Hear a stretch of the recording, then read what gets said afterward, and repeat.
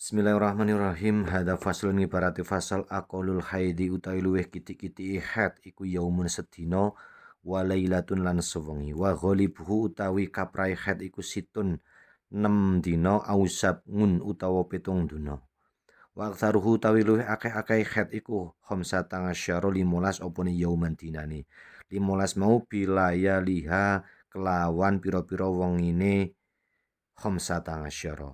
Aqallu tuhri utawi luweh kitik-kitike suci bainal haidhatain ing dalam antarane haid loro iku khamsata asyara 15 opone yauman dinane. Wa ghalibuhu utawi kaprae suci iku arbangatun papat wangisruna lan 20 tegese 24 opone yauman dinane.